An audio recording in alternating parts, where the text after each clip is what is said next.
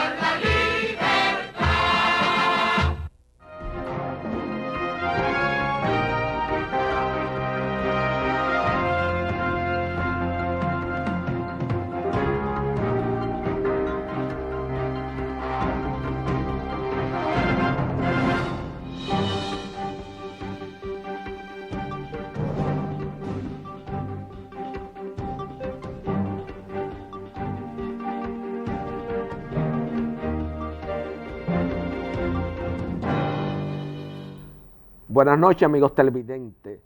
Durante todo el mes de mayo del año 2021, este cenáculo histórico, que es pasado y presente, ha tratado de hacer un análisis, una evaluación objetiva desde el punto de vista histórico, sociológico y político de las 6 décadas de la desaparición física de Rafael Leonidas Trujillo Molina, y en lo que ha devenido la sociedad en la apertura y la democracia. Francisco Carvajal, hijo, desde diversos cenáculos históricos y en compañía del historiador Euclides Gutiérrez Félix, de don Víctor Grimaldi, de don Sergio Federico Germán Medrano y otros preclaros dominicanos, he tratado siempre de mantener viva la memoria, y es el leitmotiv fundamental de este cenáculo histórico, la memoria de una generación que yo considero, haciendo ya en la retrospectiva, en la madurez que da mirar los años hacia atrás, trasladándonos 6 décadas y mirando que el 14 de junio las hermanas Mirabal, Manuel Aurelio Tavares Justo, Francisco Carvajal Martínez, Don Andrés Blanco Fernández, Miguel Félix Iglesias, Danilo Aguiló, René Risco, Pipe Faxas Canto, Juan Miguel Román, Hugo Toyos, Rafael Eduardo Valera Benítez y otros constituyeron indudablemente la resistencia de más sustentación social que enfrentó la tiranía de Trujillo durante toda su vigencia política.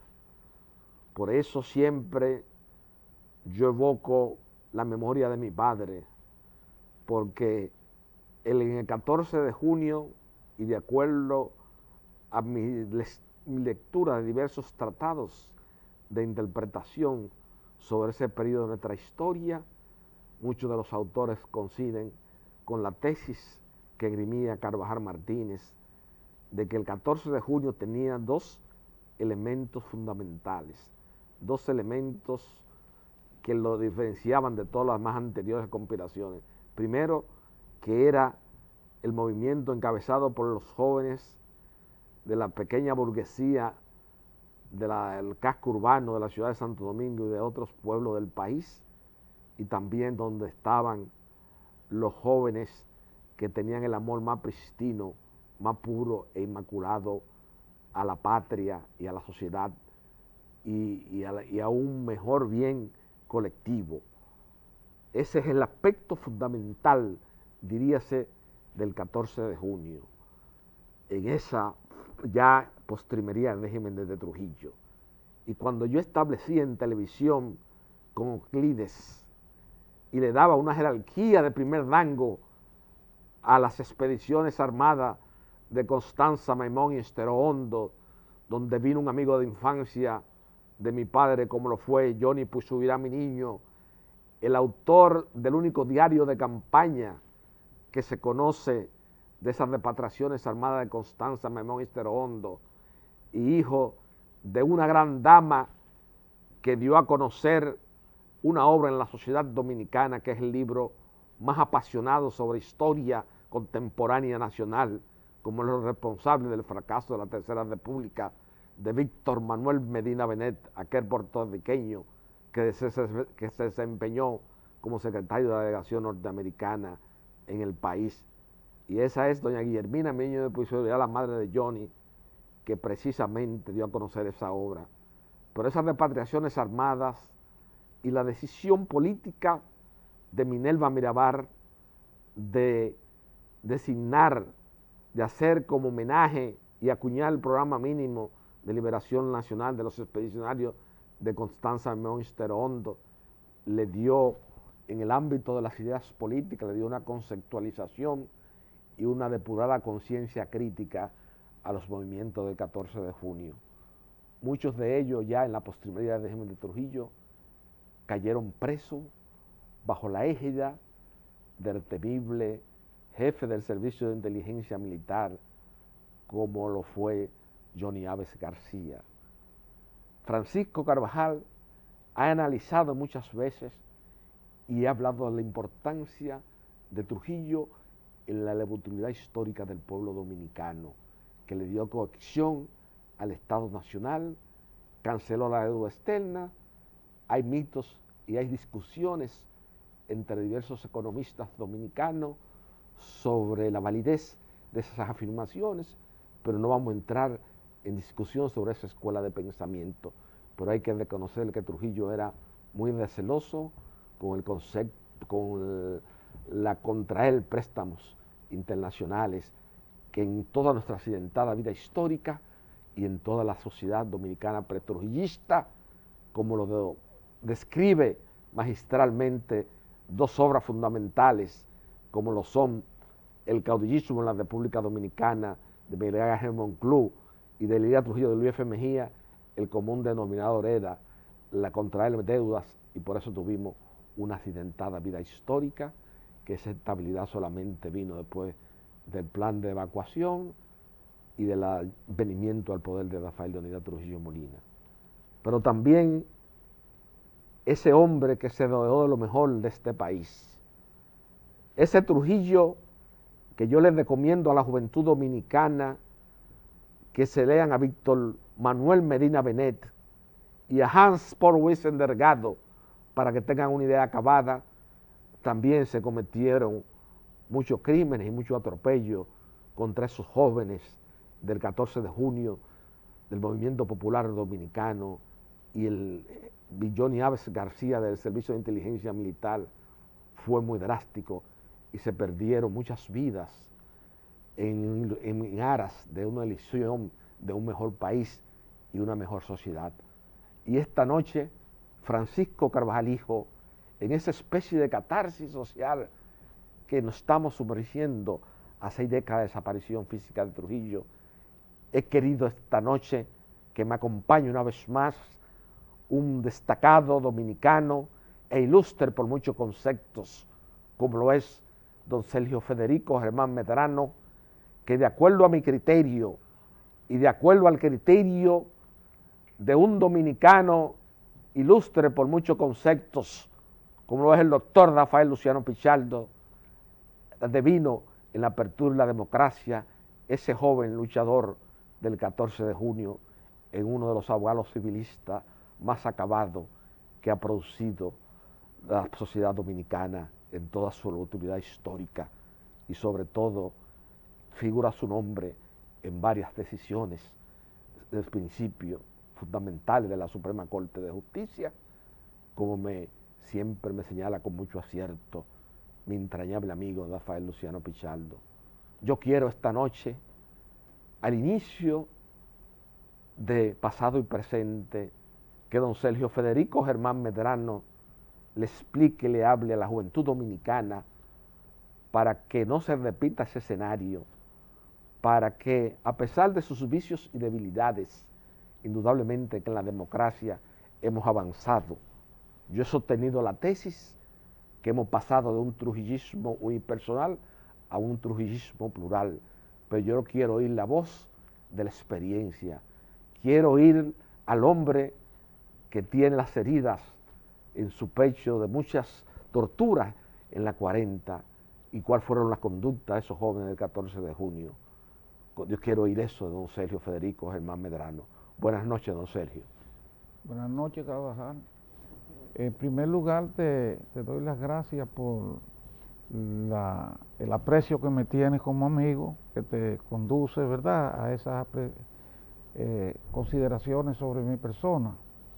Y en cuanto a el tema que tú planteas, debo primero comenzar rememorando lo que era la vida cotidiana de los dominicanos en la era de Trujillo, en lo que respecta a la vigilancia, persecución y supresión consiguiente de libertades públicas, de libertad de tránsito, de libertades fundamentales que le imponía la dictadura al pueblo dominicano. Había en todo el territorio nacional un sistema de vigilancia y persecución muy bien organizado por Trujillo. Tenía en cada una de las ramas de las Fuerzas Armadas e incluso en la Policía Nacional unos departamentos especializados en vigilancia, persecución y detección de enemigos del régimen de Trujillo, de personas opuestas o hasta indiferentes, que no fueran opuestas, sino que le llamaban, había ciertas personas que le llamaban indiferentes y estaban vistos como potenciales enemigos del régimen de Trujillo, porque sencillamente, por ejemplo, a los actos que había que asistir obligatoriamente en los órganos oficiales y muy particularmente en el Partido Dominicano, que era el único partido que existía en la era de Trujillo, si no asistían a esos actos, homenajeando a Trujillo, entonces le decían que eran indiferentes, porque no podían catalogarlo como enemigo, porque no se oponían a Trujillo abiertamente, pero tampoco participaban en esos actos de loa y elogio a la dictadura. Entonces, esos servicios de inteligencia, cada una de esas dependencias, tenían, independientemente y superponiéndose como ellos, un órgano más todavía estrictamente y especialmente dedicado a la persecución política de las personas que fueran opuestas al régimen de Trujillo o que ellos pensaran que estaban oponiéndose a Trujillo, que se llamaba el Servicio de Inteligencia Militar. Esas personas, algunos eran conocidos porque habían sido militares o policías y los habían llevado a ese servicio de inteligencia militar, y principalmente te hablo en los pueblos donde la gente se conoce más fácilmente, la mayor parte de la gente nos conocemos, y allá se sabía, por ejemplo, en Baní, que algunas personas que habían estado en las Fuerzas Armadas lo habían pasado al servicio de inteligencia militar, y otros que no eran también, que sin ser militares los habían incorporado, que eran lo que se llamaban los calieses. Se les llamaba calieses porque eran personas que nunca habían estado en la milicia y sin embargo estaban en los servicios de inteligencia para detectar a las personas que se opusieran a Trujillo. Esas gente, esos individuos, ocasionaron muchas prisiones, ocasionaron muchas denuncias contra personas y detenciones y hasta muerte también. Luego, aparte de eso, normalmente cuando se descubría que una persona era enemiga de Trujillo, venían los encarcelamientos que comenzaron desde el mismo año 1930 y 31. Tú habrás oído hablar de aquella famosa cárcel de Nigua. Claro. Que era en Nigua había un manicomio. Claro. Y había... que Juan Isidro tiene el libro, una Gestapo en América. Una Gestapo en América, Juan Isidro lo que menciona estuvo preso mucho. en aquella conspiración que él tuvo. Sí, con Ramón Vila Piola y ese grupo. Un grupo, sí, exactamente. Amadeo Barleta, Juan Isidro Gullón y hubo un grupo de personas. Exacto, de prestantes ciudadanos. Sí, que fueron acusados y lo llevaron a la prisión de Nigua. Bueno, pero desde esos tiempos ya esas cárceles políticas existían. Cuando la invasión del 14 de junio de 1959, ya en el país había, en la juventud, una parte de la juventud, había ya un decidido propósito de realizar algún tipo de actividad contra la dictadura de Trujillo.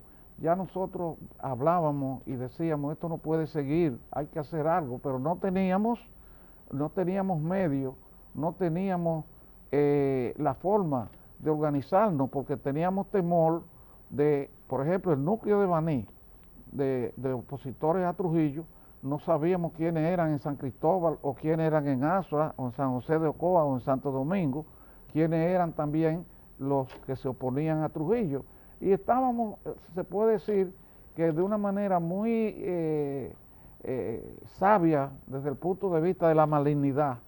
Si puede haber sabiduría en la malignidad, pero la había, en el sentido de que Trujillo logró aislar políticamente a todas las comunidades del país, a todas las provincias y municipios. Entonces vigilaban mucho cuando una persona extraña frecuentaba otra ciudad. Inmediatamente el servicio de inteligencia iniciaba una investigación de por qué esa persona se había trasladado a esa comarca, a esa zona.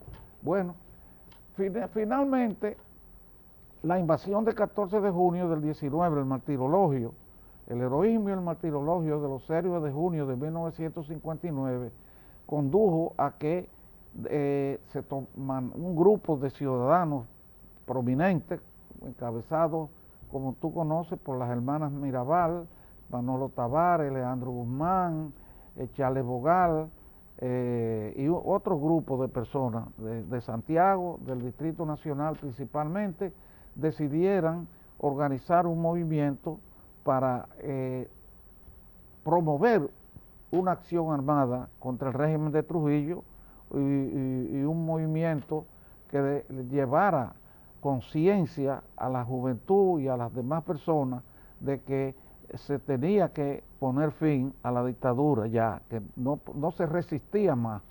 Bueno, en ese sentido se organizó el movimiento revolucionario 14 de junio.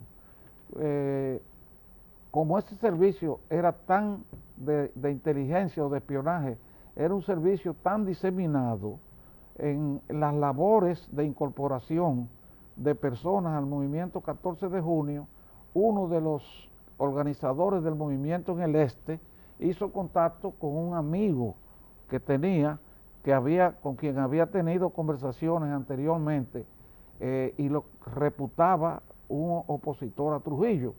Conversó con esa persona, pero lamentablemente esa persona ya se había incorporado al servicio de inteligencia militar. Lo denunció, comenzaron las detenciones y nos llevaron presos a todos prácticamente. Comenzó la investigación por una cárcel de tortura que había en la parte norte de la ciudad, en la calle entonces 40. Exacto. Se llamaba la calle 40. Exacto. Eso era aislado. Exacto. Eso era aislado. Se llamaba la cárcel de la 40. Por ejemplo, las detenciones que se hacían contra nosotros eran bastante tenebrosas. A mí, te pongo el ejemplo mío. Sí, porque es el testimonio que queremos que las nuevas generaciones de dominicanos, y el objetivo en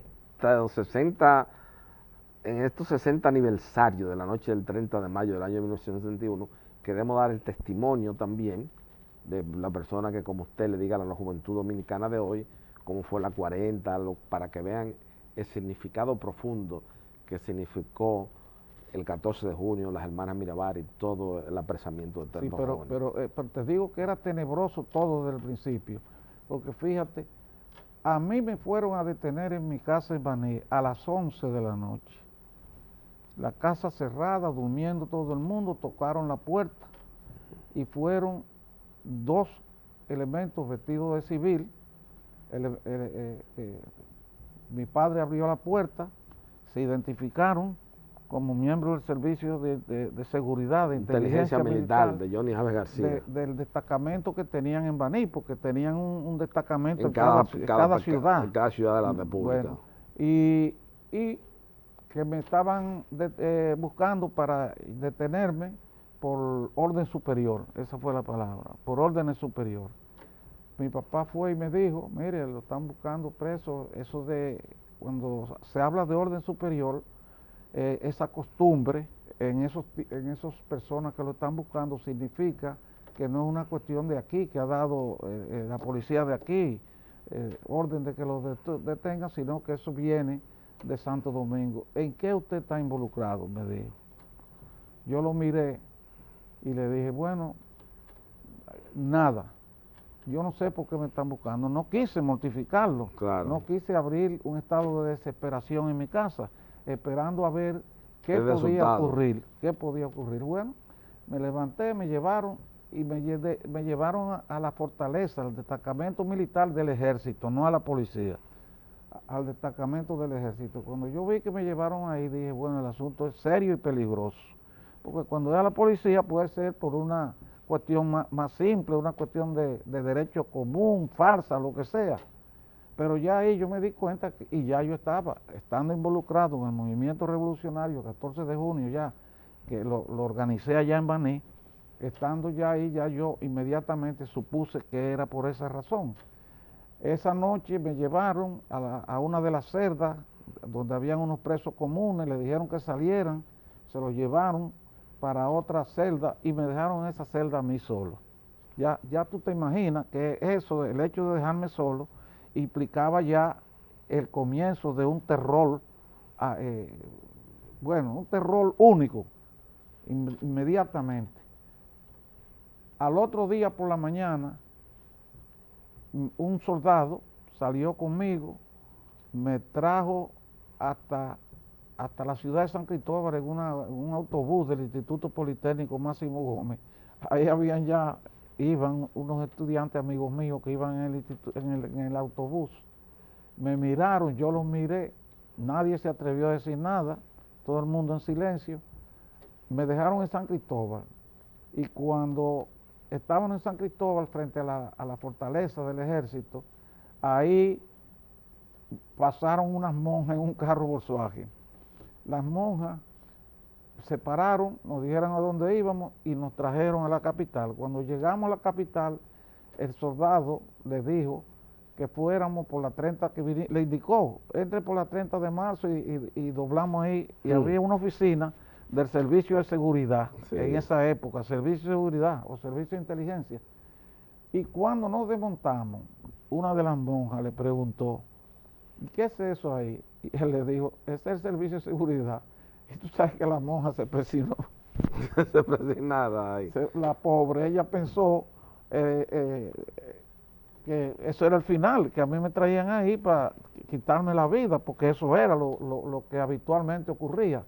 Del servicio de seguridad me llevaron entonces a la cárcel de la 40. Cuando yo llegué ahí, entré, había una oficina donde se recibía a las personas para tomar los datos. Y cuando entro, veo a Leandro Guzmán y a Pipe Faxa que están ahí. Y óyeme, Carvajal, eso era el pecho y la espalda ensangrentados totalmente. Wow. Unos moratones y unas postillas negras, y en otra parte la carne prácticamente viva de las torturas que le habían infligido a los dos. Una tortura, única. Eso lamentablemente, no se puede esperar que en la República Dominicana hubiera ocurrido un sistema de tortura tan bárbaro y despiadado como eso. Bueno, ese fue el principio. Y me dice uno de los que está ahí, de los calieses, de los militares al servicio de inteligencia, me dice, usted ve esos dos, si usted no habla, usted va a estar así mismo. Y después que usted esté así mismo, como están ellos, no se sabe también si van a salir de aquí si usted no habla. Diga la verdad. Yo me quedé callado, me llevaron para una celda. En una celda solitaria, que era un espacio pequeño, y en ese espacio pequeño donde, como el nombre lo indica, solitaria, que debe ser para una persona, habíamos como 10 o 15 personas, casi entre 10 y 15 personas, ahí sentados en cuclillas, curricados, porque a veces nos parábamos por turno, y ahí, déjame decirte, en los días que estuve ahí, tuve el dolor, el inmenso dolor que no se me ha olvidado más nunca, de compartir con dos del grupo de Santiago, que se llamaron los panfleteros de Santiago, que fueron unos jóvenes que protestaron contra Trujillo, distribuyendo unos panfletos y poniendo unos letreros en las calles contra Trujillo. Exacto. Ahí estaba Negro Vera, que es el único superviviente. Exacto. Negro Vera es el único superviviente del grupo de los panfleteros de Santiago, sí. Un hombre de una trayectoria muy recta de vida, sí, muy culto, ilustre en todos los sentidos, Negro Vera. Sí, un hombre muy honorable. Honorable. En el país putrefacto, como diría Corpito Pérez Cabral. Bueno, entonces, ahí esos dos, uno se llamaba Luis y el otro Carlito, muy delgado él.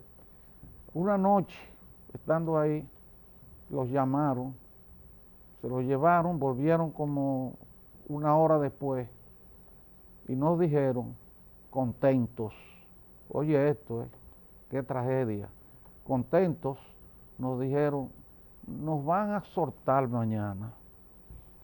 Firmamos una carta dándole las gracias al jefe, como se le decía a Trujillo, dándole las gracias al jefe por habernos puesto en libertad. Y los que estábamos ahí, nos mantuvimos en un silencio sepulcral y nos miramos. Nosotros sabíamos que eso era una condena de muerte. Inmediatamente lo pensamos, los van a matar, ni visto. En la madrugada los llamaron, se los llevaron hacia unas matas de bambú que habían allá en el patio de la 40. De la 40. Un compañero de prisión Juan José Vargas Evangelista, se subió en la tapa del inodoro que había ahí, para mirar por una rejilla que había, y nos dijo: los están matando porque se los llevan hacia aquí, allá, hacia los bambú, y tienen un carro ahí y lo aceleran. Le subían el carro, lo aceleraban a todo, y entonces lo mataban a palo y a puñalada. Y lo mataron, creo que fueron 19 o 20 jóvenes que mataron esa noche, para que se sepa lo que era esa dictadura. 19 o 20 jóvenes, recuerdo, que eran los 21 de Santiago. Con Negro Vera, y esa noche fueron asesinados, miserable y vilmente ahí. Bueno, pues luego de que nos detenían nos mantenían detenidos en las solitarias, que vuelvo y te repito, no eran tales solitarias, sino que estábamos todos. De noche, a partir de las 5 de la tarde, venían un grupo de coroneles y altos oficiales de la Fuerza Aérea, de los que rodeaban a Ramfi, y venía Johnny Abe en persona, y otros oficiales de menor graduación. Candito Torres. No, Candito Torres vino después de Johnny Abe. Johnny Abe fue primero, sí, el que dirigía el Servicio de Inteligencia Militar. Entonces Johnny Abe y esos militares se sentaban en una silla, a nosotros en una silla debajo de una enramada. A nosotros nos llevaban al interrogatorio, y cuando tú llegabas, entrabas, a tu izquierda veía una silla eléctrica, a tu derecha estaban los que interrogaban y a ti te ponían en el frente. Te hacían los interrogatorios. Cuando ellos generalmente oían lo que uno les decía, entonces nos sacaban de ahí, nos llevaban al patio y comenzaban a darnos palos con un garrote o con un látigo, que era una soga gruesa que le entrelazaban unos alambres. Wow. Fíjate lo que era, de eso era lo que Pipe Fasa y Leandro Guzmán tenían, de los golpes de esos alambres con esa soga. Eso laceraba, rompía la piel y la carne cuando le daban. Y ahí eran golpes que eso no tiene nombre. Y cuando terminaban los golpes, volvían al interrogatorio, le contestábamos lo que nosotros consideramos que se iba a decir, y que habían ya ciertas consignas también, que no viene al caso repetirla para no alargar mucho esta explicación, pero consignas que teníamos en la cárcel para saber lo que íbamos a declarar en esos interrogatorios. La silla eléctrica, se sentaban, mírala ahí, a la silla eléctrica, muchas personas, ya ahí está destruida como la están presentando aquí, sí, estaba destruida, ahí se sentaban y ahí sentados ahí, la 40, sí, esa era la 40, exacto, sí. Ahí pereció, murió el doctor Tejada Florentino. Sí, y le avisó, le dijo que él era hipertenso, que no le hiciera. Él le dijo, cuando lo sentaron en la silla, él le dijo que era hipertenso, que eso era el temible Johnny Aves ahí también, exacto, con el Trujillo. Que eso lo iba a matar. No tuvieron que ver con eso, le dieron la silla eléctrica y ahí mismo murió. Cuando a mí me interrogaron, después que yo le di mi versión de mi participación en el movimiento revolucionario 14 de junio, uno de los oficiales de la Fuerza Aérea dijo: siéntenlo en la silla. Cuando yo vi que me dijeron siéntenlo en la silla, dije, bueno, aguantar corriente, vamos a ver. Me llevaron, me amarraron, me siguieron interrogando. En un momento determinado, Johnny Abe, te relato esto para que tú veas también cómo eran esas intríngulas dictatoriales. En un momento Johnny Abe me preguntó qué yo estaba haciendo. Y yo le dije, yo estaba estudiando. Y me dijo, ¿en la universidad? Le dijo, sí. Y me dice, y entonces, ¿por qué usted estaba en Baní si estaba estudiando en la universidad? A mí rápidamente se me ocurrió decirle, bueno, yo tuve que dejar la universidad por falta de recursos económicos. Claro. Como una justificación de defensa ahí, para que no dijera que yo me fui a Baní a conspirar contra el 14 de junio. Me dice, ¿y por qué usted no le mandó una carta al jefe? Y yo le dije, yo le mandé 2, pidiéndole una beca. Y él me dijo, ¿y por qué vía usted la vio? La envió. Yo le dije, por el Partido Dominicano de Baní. Cuando él oyó que yo dije por el Partido Dominicano de Baní, yo vi que se abajó y le dijo algo a los oficiales que estaban al lado ahí. Y cuando terminó de decirle, le dijo, bájenlo. Bueno, te digo incidentalmente y te explico lo que yo supe después, muchos años ya en libertad, de por qué Johnny Abe en ese momento me dijo que me soltaran. Resulta que Johnny Abe era enemigo de Virgilio Álvarez Pina, que era el presidente del Partido Dominicano. Había una enemistad entre Johnny Abe y Don Cucho. Y ese Don Cucho que se llamaba así. Don Cucho Álvarez Pina, el papá de Cuchito. Exactamente. Él me dejó a mí vivo porque le iba a decir a Trujillo, le fue a decir a Trujillo probablemente que Cucho Álvarez Pina le estaba creando enemigos, porque mira ese que estaba preso solicitando becas y no le habían hecho caso. Le habían hecho aprobado. Exactamente, no le habían hecho caso, y que si le hubieran hecho caso a la juventud, las cosas no hubieran ocurrido así, etcétera, etcétera. Eso me lo dijo a mí después una persona que estuvo ligada estrechamente al régimen de Trujillo en la parte civil, que no era militar, y de los funcionarios que tuvo Trujillo en todo el país. Que eso posiblemente Johnny Abe fue ante Trujillo y le metió ese chisme contra Cucho Álvarez.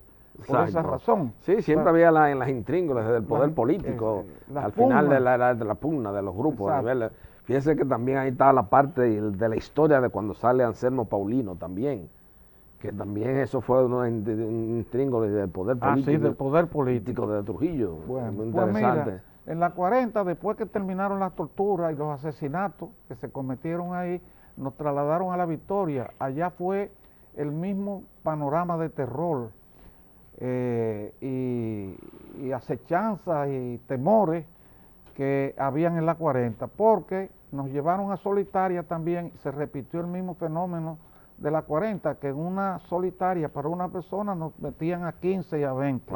Y eran los mismos en Cuquilla, pero ahí había un ingrediente adicional. Cuando salíamos de la 40, nosotros los que ya salimos pensábamos, Dios mío, por lo menos estoy vivo, salí vivo de ese centro de terror y asesinato. Y en la solitaria teníamos la esperanza ya de que no volveríamos allá.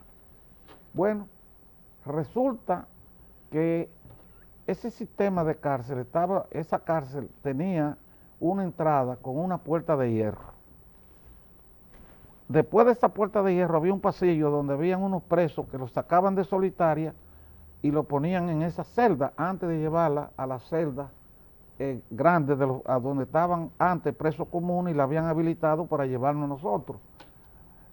Y después que abrían esa puerta, para entrar a 2 pasillos que habían, cada pasillo tenía otra puerta de hierro, es decir, eran 3 puertas de hierro. Y generalmente a las personas que iban a asesinar las buscaban de noche. Wow. Y cuando nosotros oíamos la puerta, primera puerta que se abría, todo el mundo se ponía en atención, en expectativa. ¿A dónde va? La primera puerta.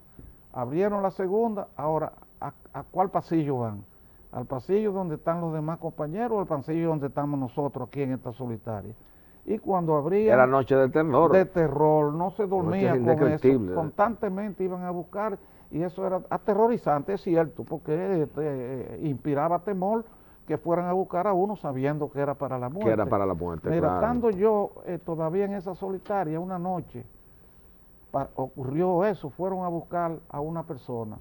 Y esa persona estaba en la misma solitaria donde yo estaba. Se llamaba Víctor González Pardi. Ahí estábamos varios, y entre ellos estaba un joven de Santiago, Pura Penso, Apeco, un fotógrafo. Sí, fotógrafo famoso, famoso fotógrafo. Sí, sí. Apeco, y eran compañeros de la célula en Santiago, y estaban por coincidencia juntos ahí. Cuando tocaron la puerta, cuando vieron el candado, la puerta, la cerradura, y llegó el que venía de la 40 a buscar, dijo el nombre, Víctor González Pardi. Él le dijo aquí. Cuando Víctor González Pardi se paró, le dijo a Peco al lado, a Peco, dile a mamá que yo siempre la quise. Sabía que iba a la muerte, consciente de la muerte. Un valor tremendo. Se paró, se despidió ahí a través de Apeco de su mamá, salió y se fue a las 40 hasta el día de hoy. Lo asesinaron, lo mataron. Así pasó con muchos otros. Así pasó con otros. Es bueno que el país y la juventud, como tú dijiste, sepa que eso era lo que se vivía en esa época, que por la aspiración de que hubiera libertad, por la aspiración de que pudiéramos vivir en un régimen de democracia, sencillamente los que luchamos por esa finalidad, muchos quedamos vivos, pero otros quedaron muertos y somos hoy mártires de la patria. Mártires de la patria, de la libertad y la democracia del pueblo dominicano. Muchos de esos mártires poco reconocidos en sus comunidades, porque debían de ser más honrados y más exaltados. Pero tú sabes cómo es el pueblo dominicano en cuanto a la gratitud de sus grandes hombres. Eso ya está dicho. América infeliz, que solo sabe de tus grandes hombres cuando son tus grandes muertos. Exactamente, eso fue dicho. Don Sergio, vamos a hacer una pausa, la primera pausa de pasado y presente, para seguir luego conversando con este tema. Y no le extrañe que hay un video que se ha hecho viral en las redes sociales que rescató mi hijo Daniel Carvajal, donde mi papá habla de la inmensa ingratitud que ha habido a través de la historia dominicana, de los hombres que se han forjado, que han luchado por mantener en el espacio y en el tiempo este hábitat geográfico y con valores democráticos. Si usted se pone a analizar fríamente, de manera desapasionada, con objetividad y con madurez, muchas veces una persona consciente piensa que hubo mucha gente arando en el desierto, porque lamentablemente en la apertura y la democracia, como es la tesis que yo he planteado en compañía de Euclides y de Grimaldi, hemos pasado de un trujillismo unipersonal a varios trujillitos en la apertura y la democracia. Con don Sergio Federico Germán Medrano vamos a continuar conversando sobre este tema de importancia histórica y de relevancia para las nuevas generaciones de dominicanos.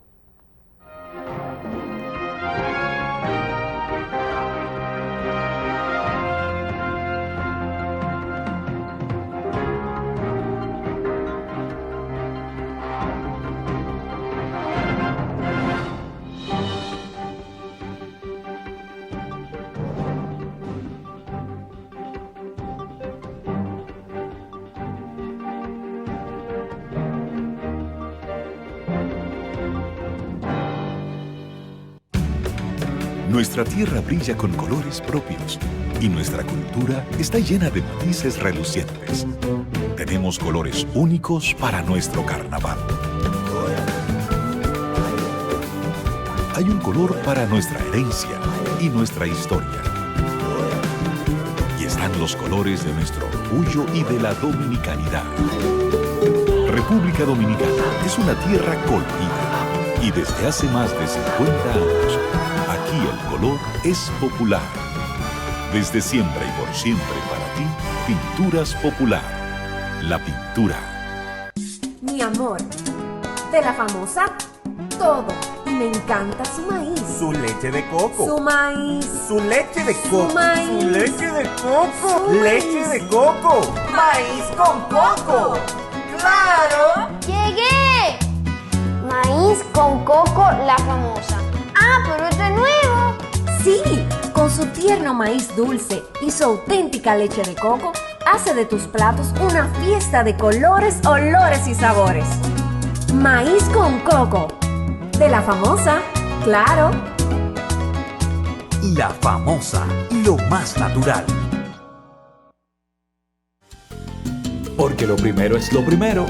Delante de una experta abuela, siempre hay un exquisito nutritivo plato y detrás una delicada y dulce madre que los deleita con deliciosas pastas, pescados y guisos tan ricos porque siempre lleva delante la pasta de tomate La Famosa, que da sabor y color insuperable. Porque lo primero es lo primero de La Famosa, claro, y La Famosa, lo más natural. Porque lo primero es lo primero. Delante de una feliz pareja siempre hay unos gandules guisados con coco o un sabrosísimo mono de gandules y detrás una sabia y tradicional herencia para cocinar tan sabrosos platos. Porque ella siempre tiene delante los gandules La Famosa, verdecitos, frescos y con coco. Porque lo primero es lo primero De La Famosa, claro. y La Famosa, lo más natural.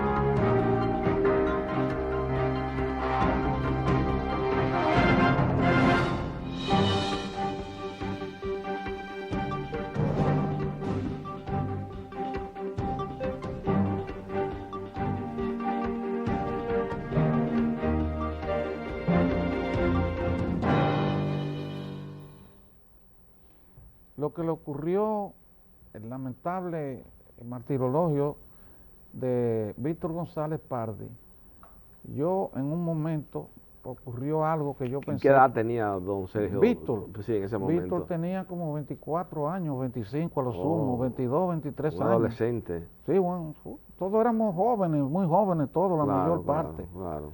Bueno, pues a mí una tarde, ya estando en La Victoria, todavía ya, no en la solitaria, sino en otra celda más grande, donde me habían sacado, pero todavía no estaba con los presos comunes.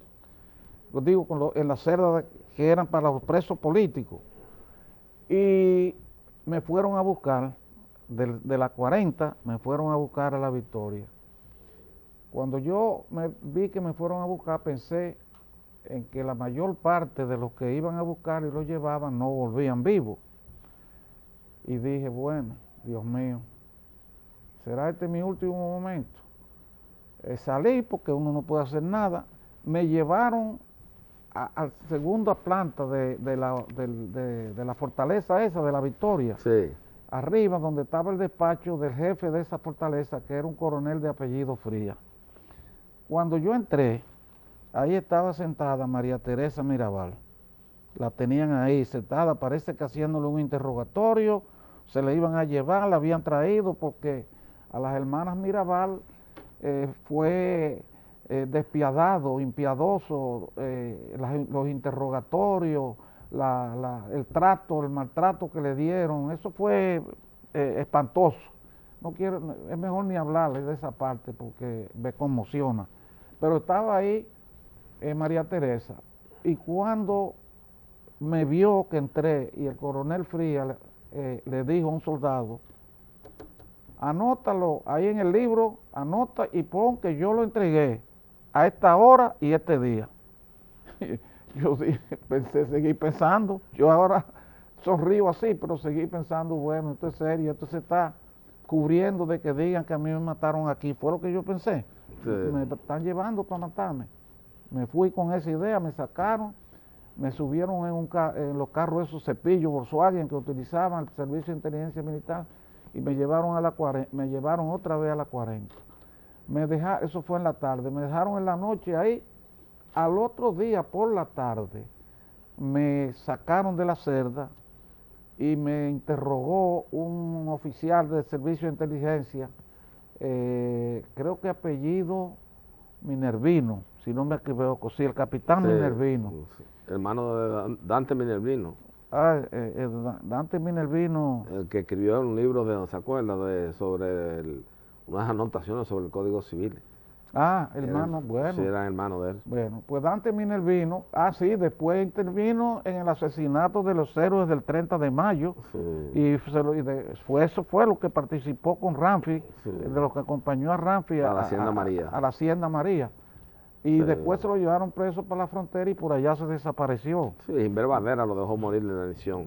¿De inanición fue? Sí, falta de eso fue a Inver, expresamente. Bueno. Eso está documentado frente a la historia contemporánea nacional. Bueno. Obviamente eso es un aspecto ya diríase, de cómo fue esa refriega de la estrujización que vivió la sociedad en ese momento, que usted lo vivió en plena lucidez. Yo no había nacido, como dice Julito Jacín, yo no había nacido. No sabía, creía que era me dijeron había desaparecido y yo supuse que era que por todos los crímenes que cometió y por las heridas que había causado, el dolor que había causado, por allá algún preso lo había matado en una refriega o algo, no supe, que se desapareció.